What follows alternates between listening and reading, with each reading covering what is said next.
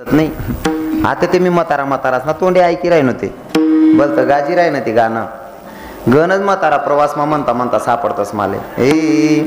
आज ती निहायत निरात दारू पिना समे नशामा खोटा ना बोलाव धोके बासती. ओ म्हणा बापरे हो आपातून तोंड मा दात नेणार ओ काका. मला सांगा असे गाणे म्हणल्याच्या नंतर संस्कार चांगले पडणार आहेत लेकरांवर? चांगले पडतील का? हा बाजे मचांचा आला होता अभि सोडी दे ये झुमकीतून इच्छा नाचू नको कोरेस मराल चांगला चित्र बी देईन तुमच्यावरही माया हो. मी नेहमी कीर्तनातून सांगतो आज प्रभू रामचंद्र सांगणार आहे पर तत्पूर्वी मला सांगायला आवडेल जर चांगले लेकरं जन्माला घातली ना तर आमचे संत लेकरांना धन्यता देण्याच्या आधी त्यांच्या मायबापाला धन्यता देतात. म्हणून पोरं चांगली जन्माला घालायची आपल्या हातात आहे. आजचा तरुण गाडीवर लिहितो राजा पुन्हा जन्माला या राजा पुन्हा जन्माला या लिहितात ना. हा तर राजांना बोलवण्याच्या अगोदर गरज आहे ती जिजाऊ साहेबांची कारण जिजाऊ साहेबांचे संस्कार होते म्हणून राजे छत्रपती शिवराय घडले. आणि मला सांगायला पण आवडतं ते राजे जेव्हा तुम्ही जन्माला आलात ना राजे जेव्हा तुम्ही जन्माला आलात ना तेव्हा एक जिजाऊ साहेब होती जी तुम्हाला पदर आड घालून दूध पाजत होती. राजे जेव्हा तुम्ही जन्माला आलात ना तेव्हा एक जिजाऊ साहेब होती जी तुम्हाला पदर आड घालून दूध पाजत होती. आता सध्याच्या जिजाऊंकडे पदरच शिल्लक नाही. राजे जन्माला ठेवू नका. खरंय ना? हा ओ माय खरंच ओ माय. कारण पदराची किंमत आहे ना आपल्या हिंदू धर्मामध्ये खूप मौल्यवान आहे.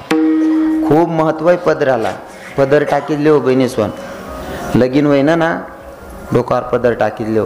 पदर टाका मग काही नुकसान रास का? चला बा तुम नाडे मालेगावना स्टँडवर पदर लेता लेता 17 बाया मरी घ्यात भाऊ मनीष नामले पदर लेणाने महाराज असं काही शे का? टाकील हो डोकावर पदर काय फरक पडत? बरोबर आहे की नाही?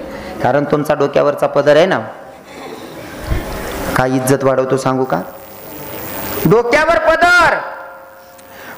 पदर आलेले अतिथीचा आदर सासू सासऱ्यांची कदर आणि पतीच्या सेवेला हजर तिलाच म्हणावं इंडियन मदर. भारतीय नारी कशी असली पाहिजे? डोक्यावर पदर मोठा दिसल्याच्या नंतर नतमस्तक झाली पाहिजे ही आपली संस्कृती माय हो. तुम्ही घरात नेसतात ती साडी किती रुपयाची असन? 6 वार साडी तुमची 600 रुपयाची आहे. मी बोलतोय ना या गोष्टीचा राग नाही धरायचा बरं का. अजिबात राग धरू नका कारण मी संस्कृती सांगतो ना थोडं जड बोलस पण मी नाही बोलावते कोण बोलीन. जर का घर म्हणा एखादा भाऊ चुकाय राय ना ते त्याला घर म्हणा भाऊच कुठीन बरोबर आहे का नाही. दुसरा मारायला घ्या ते लोक सांगतील तुला काय संबंध भाऊ म्हणेशीन तुम्ही म्हण्या मायाशेत म्हण्या बहिणीशेत म्हणेशीन मी तुमले हात खाते बोलसू. दुसरा जर बोली मी मुसड पोट टाकसू त्या ना मनाशेत ते मी बोलसू बरोबर आहे की नाही. हा जडे अधिकार रास्तडे बोलस माणूस. तुम्ही माझ्या धर्माचे आहेत आणि बोलायचं कारण पण प्रमाण सांगतो तुम्हाला. आमच्या संतांची शिकवण आहे बुडत हे जण न देखावे डोळा येतो कडबडा म्हणून या. तुम्ही माझ्या धर्माचे आहात. आपला नियम सांगायला मला आवडतं. तुमच्या घरात नेसायची साडी 600 रुपयाची 6 वार साडी 600 रुपयाची म्हणजे 6 मीटरची साडी आहे 600 रुपयाची. कितीला मीटर पडलं ते? 100 रुपयाला 1 मीटर. पदर किती मीटरचा आहे माया हो? 1 मीटरचा म्हणजे 100 रुपयांना पदर आहे. पण 100 रुपयांना पदर जर डोकावर राहिला ना या टोपीवाला बाबा तुम्ही बापनी करोड रुपयांनी इज्जत वाढाय टाकतास. तो 100 रुपयांना पदर डोकावर जर राहणार ना या म्हातारा लगेच सांगतो कुठे ना माहेरी राही पूर्ण. अरे काय वयनशे भाऊ काय मायबापना संस्कार आहेत भाऊ. म्हणजे तुम्हाला मायबापले बिगर देखाना मार्केट माही घ्या फक्त तुम्हाला डोकावर ना पदर. बरोबर आहे की नाही? अजून सोपं करी सांगू का? काही लोकांना वाटतं आम्ही सुशिक्षित आहोत. तुम्ही सुशिक्षित आहेत बरोबर आहे बहिणी सोन पण ऐका ना राष्ट्रपती झाल्या प्रतिभाताई पाटील डॉक्टर साहेब माऊली बाबा राष्ट्रपती झाल्या पण एखादा फोटो दाखवा प्रतिभाताईचा बिनपदराचा देखील का एखाद फोटो मा प्रतिभाताईले बिगर पदरने. आणि कोण होती बाई? राष्ट्रपती आपला काना देशनीच पोरगी आपला काना देशनी माय राष्ट्रपती होई गे तरी पदर पडू देना नाही. आणि मन बहीण बचत गटनी मीटिंगले जाऊन पोलो तिरपा कोशिलेस हो सांगू काकू वो बहीण तू खिचडी वाटस हो मनी सोनचिडी. आठे राष्ट्रपती पदरलेस आणि संघ काकू पदर तिरपा कोशीन फिरत. पदर टाकली हो बहिणी सोन डोकावर भारी रात पदर लिहिले. डोक्यावर जर पदर असला ना असं वाटस ना जस काय नांदुरी गडनी देवीजी राहिनी बुमन माय. डोक्यावर पदर राही ना का असा जीव करस आहे माय ना का मंदिर बांध टाकून पाय पडली हो. आणि बिन पदरनी बाई जर दिखणे ना मला असं वाटत बापरे दिल्ले चुरेड कधी फिर राहिनी भो. म्हणून डोक्यावर पदर घेऊन घ्यायचा. बरोबर आहे की नाही. पदर घेतलाच पाहिजे डोक्यावर. हा आको नवीन वस्त्र येले माऊली बाबा ते नवीनच येले हालते काय गाऊन माल ते तो गाऊनले देखा ना असा जीव करा चाकू घालीन माट टाकू भाऊ गाऊनले त्यांना खून कट टाकतो एकान रोज मी. त्यांना आपला काहीच संबंध नाही कताईन घुसना काय घुसना तो मला दुकान मा बी दिकस ना तरी मना ड्रायव्हर असा जापडा लायदे सामना बाबा का दुकान मा जाईन गाऊन मा चाकू घालीन माट टाकी भो. तुम्हाला सही नाही राहणार कताईन येईल शेन काय येईल शे गाऊन घालू नका असं मी म्हणणार नाही. जर तुमच्या शरीराला काही व्याधी असेल काही त्रास असेल तर नक्की घाला. त्रास होतोय ना मग बरोबर आहे पण कारण नसताना गाऊन घालणार नाही बहिणीसो. आणि समजा एखादी ताईले सवय पडीत जायले बुवा घाली लेवानं आपला आपला रूममाच घाल लेवानं तटेत पडी राहणं तटेत छिल गाणं बाहेर निघाणं नाही. कारण तुम्ही गाऊन घालीन फिरतीस ना. आपण नाही का शेतकरी लोक त्या बाजरीवर ना चिडा उडाल नाही लाकडे गाठ देत का तशा देखतेच बहिणी म्हणून तुम्ही नका घालत जा त्या गाऊन फावून शेल गाई देतात का त्यासले. इथल्या बाहेर बाया मजाने गाऊन घालले तिथे त्या पुतळाच निघत दिखतील त्या मला त्यांना काय महाप्रास का फिटिंग मा राहते काही संबंध नाही. नका घालत जावं चिडीसवर काय वारं गुज जायचे काही समजत नाही. ही आपली संस्कृती नाही या. हा हे बसलेले बाबा लोक आहेत ना हे सांगतील. हा आज जरा 15-20 मिनिटं जास्त बोलणं चालेल ना मग सापडी जायले गोमाला जाणू त्या तारीख देणार लिही चारा कितल्या रावण्या करण्यापट्टी. आपण नियमाचं पालन केलं पाहिजे मायाव. आपण हिंदू धर्मात जन्माला आलोय पहिले काय नियम होतात का या बाया आजी माया बसेल आहेत या मावश्या बसेल आहेत 40ने पुढे ज्या मावश्या आहेत ना 50ने पुढल्या माया तिसले विचारा आणि या टोपीवाला बाबासले विचारा. पहिले इतका स्ट्रिक्ट नियम होतात ना. माणूस जर वावरमा जायला राहे ना मन माय नवरा येऊन पहिले रांधणं पडीन माय येतात जेवण लागेन त्यासले. ड्युटीवर जायला राहत की वावरमा जायला राहत मना मालक येईन येवन पहिले मन माय रांधी ठे आणि जेवण ना पहिले खाट गादी टाकी ठे. एवढा तराडा होता पहिल्या बाईसले. होता का नाही माडी पहिले होता का नाही तराडा. नवरा येऊन पहिले रांधी ठेवणं जेवण ना पहिले खाट गादी टाकी ठेवणं इथला तराडा होता. हा ते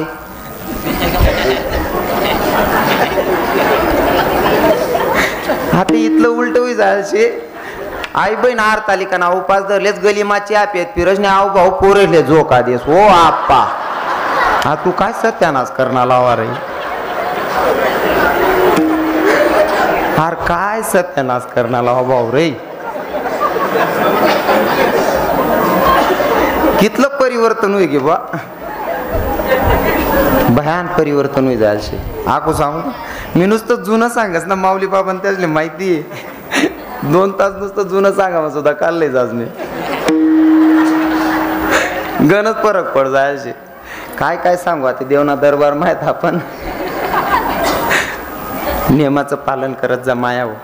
पहिल्या बाया आहेत ना वावरमा जरी जायला राहत ना 40ने पुढल्या मावश्या 50ने पुढल्या काकवा सांगतील वावरमा जरी जायला राहत ना गाव मागुसान पहिले दर जमा होण्यात म्हणजे पायमाना चप्पल आत्मा धरली डॉक्टर साहेब माऊली बाबा पायमाना चप्पल आत्मा धरली आहेत आणि असा टोपीवाला बाबा जर दिकी घ्या ना डोकावर चाराना वजन राव की लाकडेच ना वजन राव जर समोर तीन बाबाही राहणार ना मनमायाशी तोंड तिरप करीन उभी राह. पहिले त्या बाबाला निघी जाऊ दे आणि मग मनमाय जाय. जर समोर त्यांनी चाली गहू ते म्हातारा नावठी दिन वयक नाही पायक नाही काही नातामा नाही काही संबंध नाही फक्त टोपीवाला आहे मोठा बाबा आहे म्हणा जेट लागत होईन की म्हणा सासरा लागत असेल ती बाईले माहिती पण राही नाही तरी सुद्धा त्या बाबाला देखील तोंड फिरायन उभी राह या नियम होतात आपला पहिल्या बाईस ना. आता कसं काय वातावरण आता गाव म्हणा बाबा नाही आता मन माय सगळा सासरानं बिछातीनं बिल्ल मोठ टाकाल करत, मर्यादाच नाही राहिली महाराज. हा पण यासलेच बोलीन चालणार नाही. तुम्हाकडे बी सांग नाही माले, नुसतं या बहिणीशी करते ना अपेक्षा ठेवायला चालाव नाही. आपला करते बी त्यासले काहीतरी अपेक्षा होती. पहिला सासरा असा होतात ना, स्वतःनी बायकोन संगे सुद्धा बोलत नाही सुनबाईन समोर. बरं वाईट जर बोलाय गे मन सुनबाई काय विचार करी, मायू मन सासरा बी वाय बारात दिकर. स्वतःनी बायकोन संगे सुद्धा बोलायला घाबरेत पहिला सासरा. इथला नेम होता सासरा बी. आते ना सासरा ती सुनबाई चुलावर पांटे होत लाकडे लावच न्याव इथलची चड्डी घाली ना अंग शेकस. हो आप्पा तू मोठी चड्डी घाल रे म्हणा काका. हा इथलची चड्डी घालीन ती मायन समोर फिराय ना, ती माय कसाल पदरली रे आप्पा.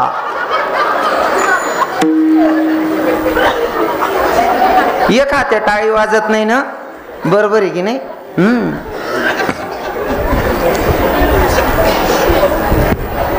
अंजनी मातेच्या हातात प्रसाद पडला आणि तो भक्षण केला. ते जन्माला आले हनुमंतराय. आणि इकडे ज्या यज्ञामध्ये प्रसाद दिला गेला, तिघ राणींना प्रसाद दिला आणि तिथं भगवंत जन्माला आले. नवमीची तिथी आणि नवमीला प्रभू रामचंद्र जन्माला आले. पर जन्माला भगवंत आला ना, त्याच्या मागे काहीतरी कारण होतं. काही भक्तांचे उद्धार करून घ्यायचे होते म्हणून तर भगवंत जन्माला आले. बघा देवाला जन्माला यायचंही कारण आहे, साधू संतांना यायचं कारण आहे, आपण विनाकारण आहेत. बरोबर आहे ना. देवाचं यायचं काहीतरी कारण आहे, संतांचंही यायचं कारण आहे, आपण विनाकारण आहेत. काही घेणं नाही देणं नाही. पडेल बो चारा टाक द्या डोर असले अशी उपाधी आपली, पडापेक्षा फेकावापेक्षा. बरोबर आहे ना. मग आता आपले माणूस बनेन दाड्याचे ते आपण बी चांगलं जगायला पाहिजे. पण काही लोकांना जगता येत नाही. हा एक विनोद म्हणून सांगतो, पण त्याच्यातून संदेश चांगलाच असेल माझ्या विनोदातून. हा फक्त ऐकणारा चांगला पाहिजे. खरंच गव्हाण कर बाबा. बरोबर आहे ना. हा देव आहे ना, एककडे जनावरे बनावून माती कालायला होती आणि एककडे माणसं बनावून माती कालाईन बसेल होता. अचानक अर्जंट कॉल होला, देवले उठणं पडणं. फोनवर बोलाले लोक कितला ध्यान लायक तो फोन होता. म्हणजे आम्ही जे सांगतो ते अख्खा हाच म्हणतो. राम ना बी बाकी ना मन मायक लबाड बोल जातच ना, ध्यान ठेवत जा. काही कामानिमित्त भगवंत उठला. उठल्याच्या नंतर एककडे माणसे बनावून माटी होती आणि एककडे डोरे बनावून माटी होती, जनावरे बनावानी. देव विसरी घ्या जनावरे बनावून माटीले माणसे बनावून माटी समजेश. एक पुतळा गडी राहता. जनावरे बनावून माटी होती पण पुतळा गडाय घ्या माणूस ना. आणि मग देव ना ध्यान मावणार आहे ते जनावरे बनावून माटी होती, या काही माणूस बनावाय घ्या म्हणे. मग देव गडमोड करायला लाग गया. तो पुतळा म्हणे देवबा काय गडमोड करू नको, जनावरे बनावून माटी मग तू काय माणूस बनावाय घ्या ना. मी दिसू माणूस सारखा पण वागसू जनावर सारखा राहू दे म्हणे तसा. बाकी ना असा राहायचा आयुष्यातच सांगीशीन बी उपयोग होत नाही, आहे की नाही. हा जन्माला आलोय ना त्याच्या मागे काहीतरी कारण आहे. जसं संत जन्माला आले त्यांचं सुद्धा यायचं काय कारण होतं. काय कारण होतं. उपकारासाठी आले घर जावे आले घर जावे कोणती, आले घर जावे कोणती.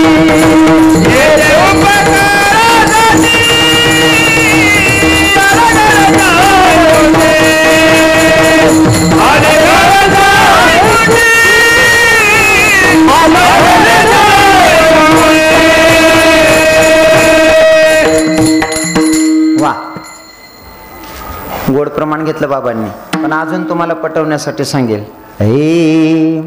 अवतार तू मादरा या कारण, अवतार तू मादरा या कारण, अवतार तू मादरा या कारण, अवतार तू मादरा या कारण,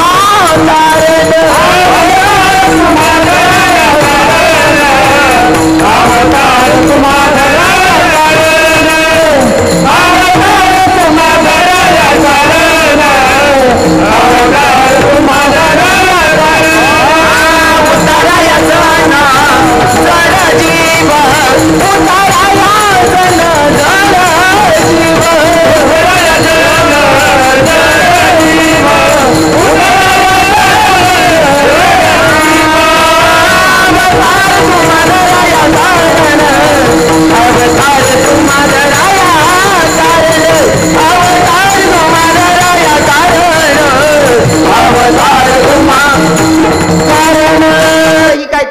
नाही. काय कारण होतं? भक्तांचा उद्धार करायचा होता म्हणून. माझे भगवंत जन्माला आले. जन्माला आल्याच्या नंतर लहानपणी प्रभू रामचंद्र खेळत होते आणि जोरात जरा पडत होते. खेळत असताना पडत असताना ज्या मायला बदनाम केलं जातं ती माय प्रभू रामचंद्रांमागे धावत होती आणि सांगत होती, बेटा रामा पडू नकोस रे, एवढ्या जोरात धावतोय ना, पडला ना तुला लागन आणि ते तुला नाही तर माझ्या मनाला जखम होणार आहे, बेटा सांभाळून ना जरा. तेव्हा प्रभू रामचंद्रांनी सांगितलं, आई मी थांबेल पण आत्ताच मला तुझ्याकडनं वचन दे, कारण तू माझ्या सख्या मायपेक्षा सुद्धा जास्त प्रेम करते. माझं चांगलंही प्रेम करणारी तूच आहे, पण माझ्या जीवनातली वाईट दिसणारी सुद्धा तुलाच बनायचंय. म्हणे कसं? अगोदर वचन दे. दिलं वचन कैकेयी मातेनं आणि प्रभू रामचंद्रांनी लहानपणीच मागणी मागून घेतली होती, आई मी पडायचं थांबवेल पण तुझ्याकडनं मला वर पाहिजे. म्हणे माग ना काय? 14 वर्षाच्या वनवासाला तू मला पाठवशील, कारण माझा बाप तुझंच ऐकेल. कारण हे पण माहिती होतं की राजा दशरथाकडनं कैकेयी मातेनं वर मागून घेतलेला होता.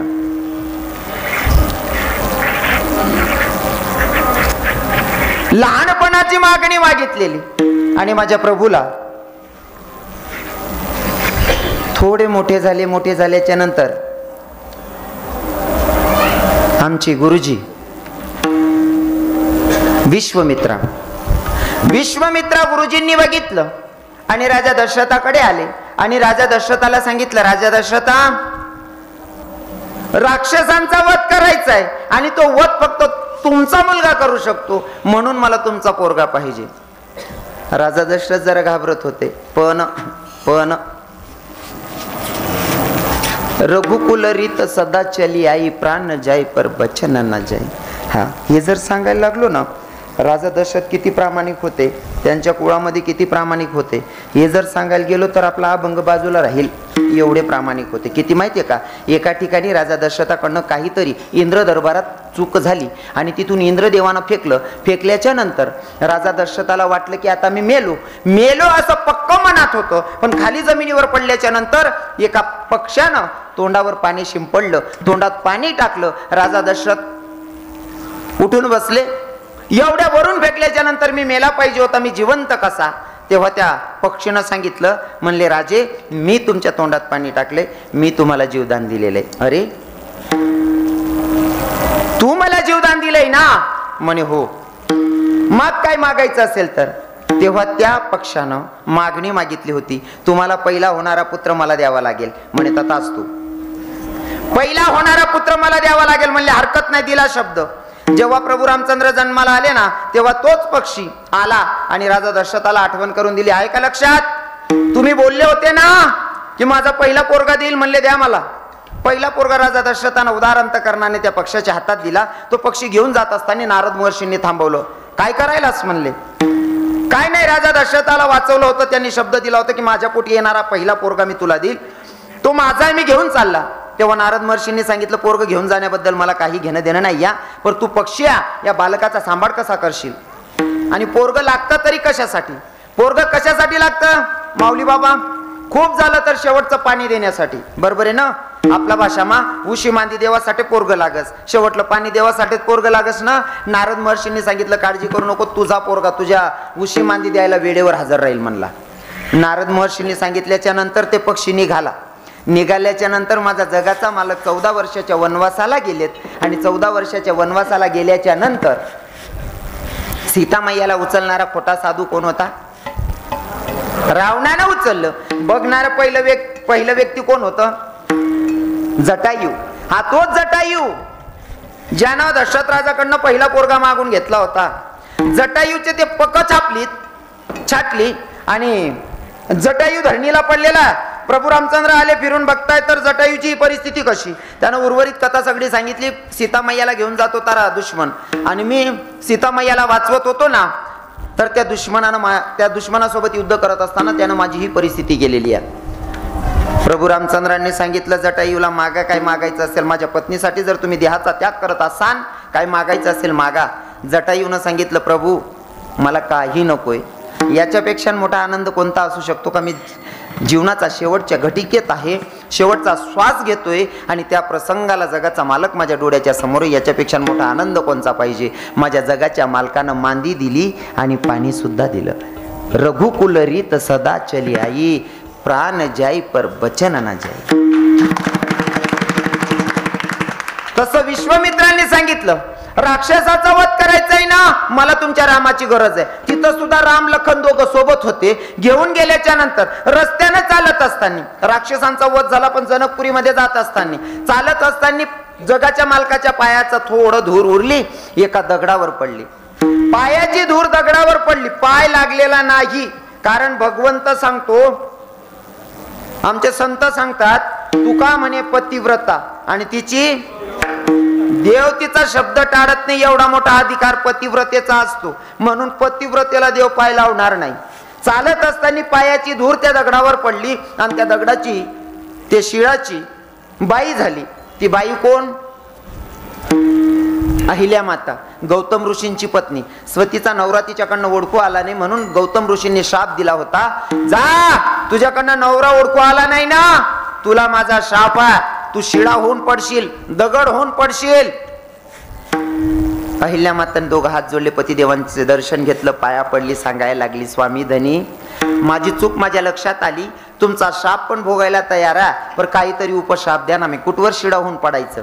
तेव्हा गौतम ऋषींनी सांगितलं, तुझी चूक तुझ्या लक्षात आली, जेव्हा प्रभू रामचंद्र जन्माला येतील त्यांच्या पदस्पर्शानं तू स्त्री रूपात येशील. आता प्रभू रामचंद्र चालत होतं, त्यांच्या पायाचा धूर थोडं पडला दगडावर, ती बाई झाली, दगडाची बाई झाली. ही चर्चा पूर्ण नगरीत, पूर्ण भूतलावर पसरली की प्रभू रामचंद्रांच्या पदस्पर्शाने दगडाची बाई होते. ही गोष्ट सगळ्या साधू लोकांना कळली. सगळ्या साधूंना कळली की देवाचा पाय लागल्याच्या नंतर दगडाची बायको होते. प्रत्येक साधून ज्याच्या त्याच्या बजेटमध्ये दगड उचलला. हा, ज्यांना बजेट मध्ये दगड धरली ना, देऊन जोडे घ्या, देवबा आमले बायका करल्या. सांगायचं होतं, देवा आम्हाला बायका करून द्या. काय सांगायचं होतं माऊली बाबा? बायका करून द्या. या दगडांना पाय लावून दगडाच्या बायका करून द्या. पण जगाच्या मालकाच्या समोर बोलणं एवढं सोपं आहे का? बोलताना माणसाची बोबडी वळते ना. एक पोरगा मनकडे होना, माल म्हणे रवी किरण बाबा. म्हणतं काय भाऊ? म्हणे तुम ना बापने माल चहा पिवाल बोला. हो भाऊ, मन बाप तुला कसा बोला चहा पिवाले, तुम बापने माल बोला होईन रे. त्याला सांगायचं होतं की रवी किरण महाराज महापप्पांनी तुम्हाला चहाला बोलवलं, पण बोलताना तोल गेला. कदाचित तो मला घाबरला असेल. महाराजांच्या समोर कसं बोलावं? जर महाराजले इथला घाबरतस, ते देवले कितला घाबर नव्हते त्या साधू. आको सांगू का घाबरान पद्धत? आमना सर बी येत आडे, बराच शिक्षक लोक होते ना आडे. पहिले रविवारना दिन जरी सर दिकेत ना, तरी सुद्धा पोरे गलीमा पयत फिरत. खेता खेता जर सरी जाय ते खरंय का नाही बाबा? हो, सर रे देखील पोरे पयत फिरत. आता नाही भाऊ, आमना सर चांगला नाही, शाळा मग कुमसाडीन सकाय मा. हा, आणि तवय ना सर बी स्टिक होता. हाते बी येतच बा, हाते बी स्टिकच येतस. हाते काय त्या आहे नाहीत, पण कुठे कुठे ना आपलं बी चुकावंस. पहिला मायबाप जर पोऱ्या चुकाय ना माहिती पडणार ना, उलट सरले सांगित, सर काय चुकणार ना, यानं मुसडा फोट टाका, कोण बोलायला येणार नाही, हाच सांगित पहिला मायबाप. आणि आते ना मायबाप, तुम्हाला कोणी सांगितलं माझ्या पोराला हात लावायला? मग नंतर जड पडस. हा, नंतर जड पडस मग तुला. आता बराच नियम बदली जायला शेत बा. आखो बी तटेत जाय रे बर, मी जुनावर चालणार जास मी.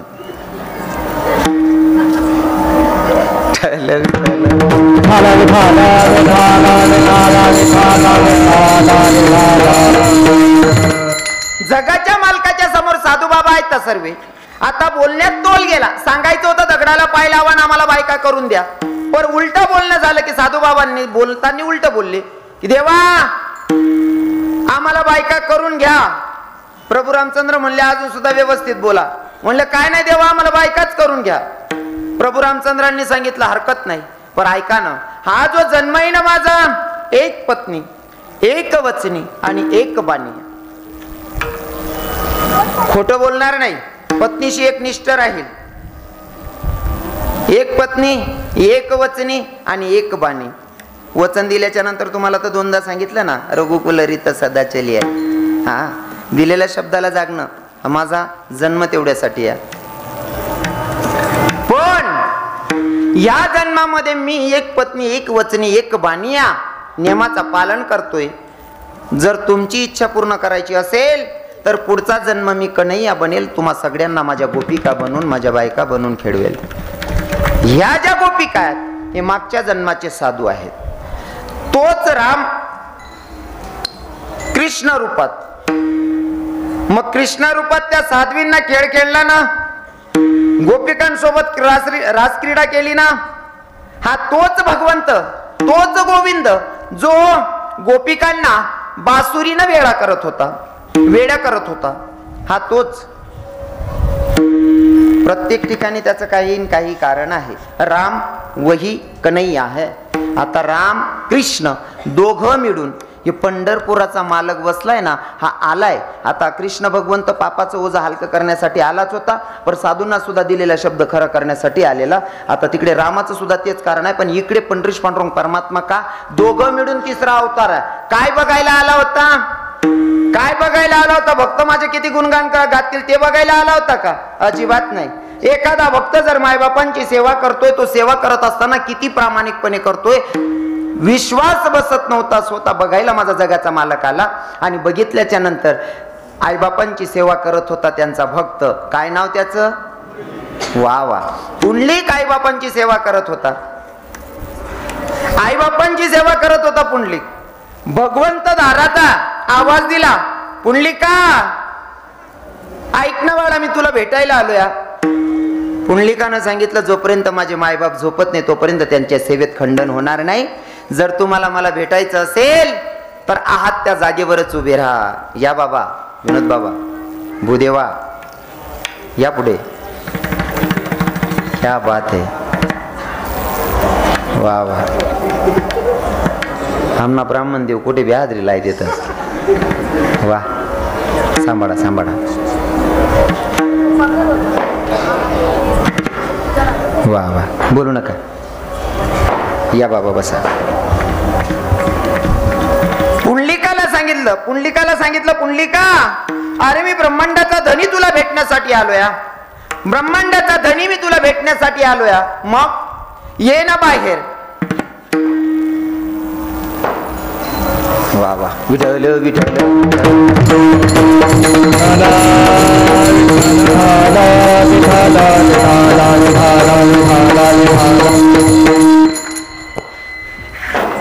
पुंडलिकानं सांगितलं, देवा तुम्हाला भेटायला आलाय ना, मला भेटायला आलाय ना.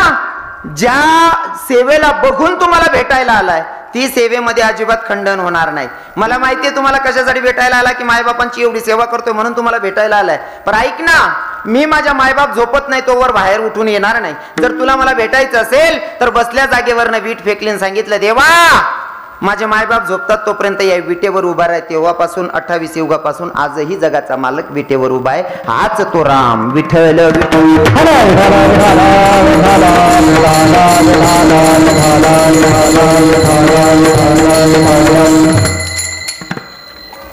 आते मुद्दाना वावरमा कुदूत. हा याड मुलांना टाकराय तुम्ही. अभंग आहे माऊली ज्ञानोबरायांचा.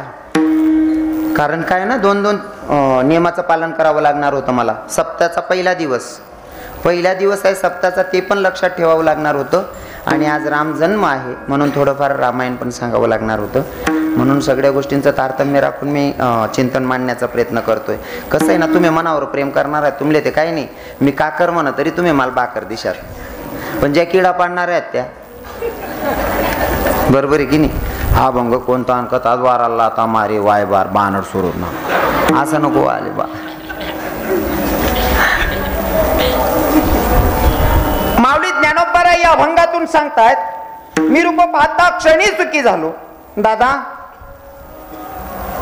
पहिले तर माऊली ज्ञानोबा नामचिंतनाला बसले होते. मध्यंतरी मी तुम्हाला सांगून गेलो की अंजनी माता सुद्धा नामचिंतनाला बसली होती. पण नामचिंतनाला बसायची पद्धत, कुठं बसायचं हे पण महत्वाचं आहे. कारण जागामध्ये पावर असते. बरं, जागामध्ये पावर असते. हा, संगतीत पावर असते. संतांसोबत जर राहिलं ना तर प्रभाव वेगळा पडतो. हा, कदाचित मी कोणाला विरोध करणार नाही. इथं किती श्रीमंत लोक आहेत मला माहित नाही, पण हे बसणारे लोक मी चांगला ओळखतो. यांना एकही कीर्तन सोडत नाही, कोणत्याच कीर्तनकाराला दूर करत नाही. त्याचा फायदा कदाचित या महात्म्यांना कळाला असेल. महाराज संसार करून पण काही काही लोक साधू असतात बरं. मी कीर्तनातून सांगतो, ज्यांना कळून गेलं ना ते सोडत नाही. काय ना, संतांच्या संगतीत राहिल्याच्या नंतर काय बेनिफिट असतो ऐकायचं का? संतन के संग लाग रे वो तेरी अच्छी बनेगी. संतन के संग लाग रे वो तेरी बिगड़ी बनेगी. संतन के संग लाग रे तेरी अच्छी बनेगी. संतन के संग लाग रे तेरी अच्छी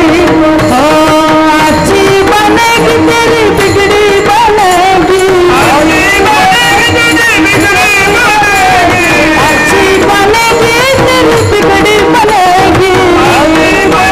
तेरी बिगड़ी बनेगी. लाग सके तो लाग रे तेरी अच्छी बनेगी. संतन के संग लाग रे तेरी अच्छी बनेगी.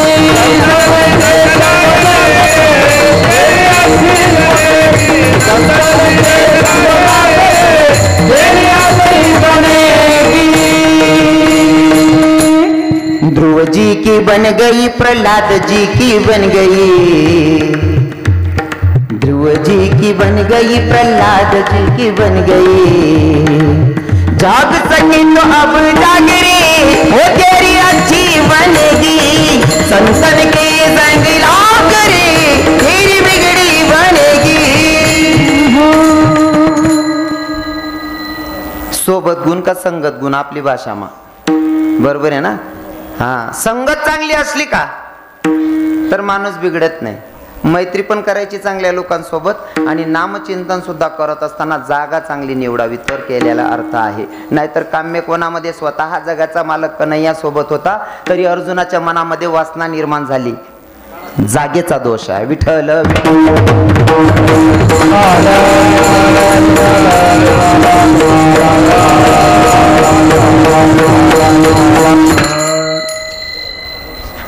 माऊली ज्ञानोबाराय नामचिंतनासाठी बसले.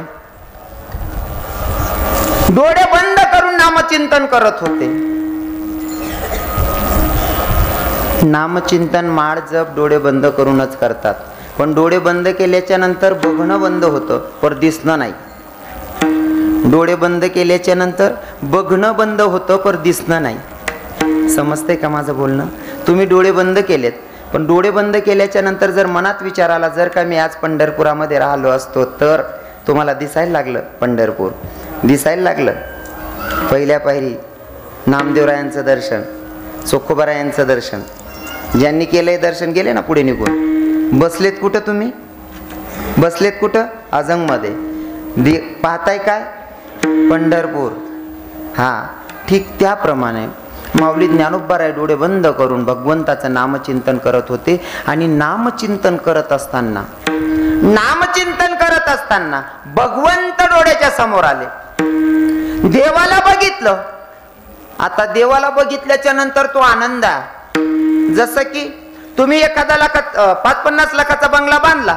बंगला बांधल्याच्या नंतर बाहेरचे लोक कितीही बघू देत, पण कोणीतरी आपला जवळचा व्यक्ती बघत नाही आणि तो आपल्या पाठीवर शाबासकीची थाप मारत नाही, तोपर्यंत आपला 50 लाखाला किंमत नाही.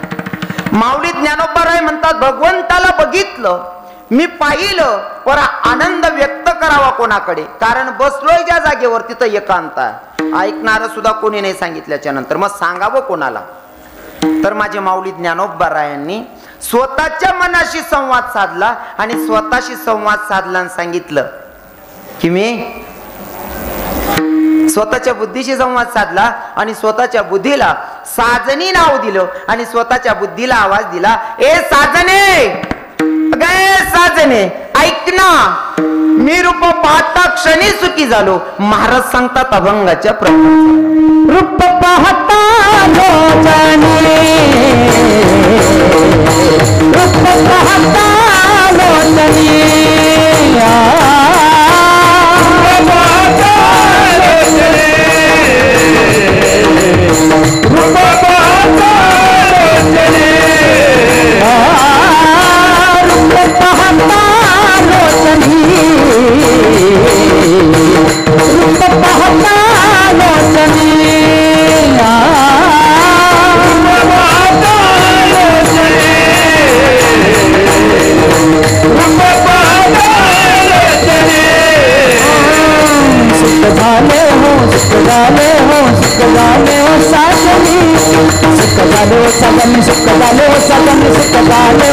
लोचनी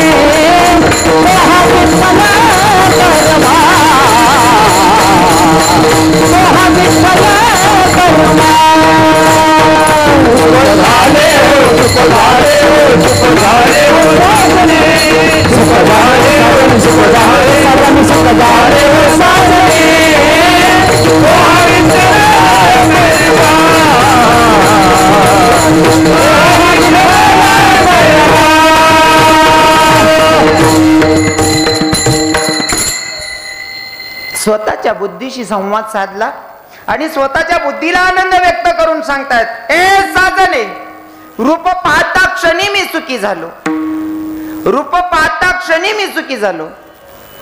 अगोदर बसले, नामचिंतन केलं आणि काही वेळाच्या नंतर भगवंताचं दर्शन झालं आणि मग स्वतःच्या बुद्धीला सांगितलं की मी रूप पाहता क्षणी सुखी झालो. रूप बघायचा आनंद कळला तो संतांना, गोपिकांना आणि भक्तांना. देवाचं रूप बघायचा आनंद संतांना कळाला, गोपिकांना कळाला आणि भक्तांना कळाला. टाइमपास म्हणून व्याईंकडे जायचे गावामध्ये मंदिर देखील उभो त्याला देव दिकत नाही. देव देखासाठी स्पेशल दर्शनलेच जाणं पडस. महिन्याची वारी करणाऱ्या वारकरीला विचारा दर्शनाचा आनंद काय असतो. महिन्याचा थकवाच जातो महाराज 2 मिनिटाच्या दर्शनात. फक्त मनात भाव चांगले पाहिजे तर होतं ते, नाहीतर ते एवढं शक्य नाही. सहजासहजी भगवंत भेट नाही आणि भगवंताप्रती आनंद व्यक्त करणं एवढं सोपं नाही आहे. हो, एक पोरगा घ्या, पोर देखाले. रूप पाहता क्षणी सुखी झालो या विषयावर बोलतोय. आमचे आबा भारी सांगतात. आमची चर्चा होते ना फोनवर, याच विषयावर होते, बोलत राहतात आमचे आबा.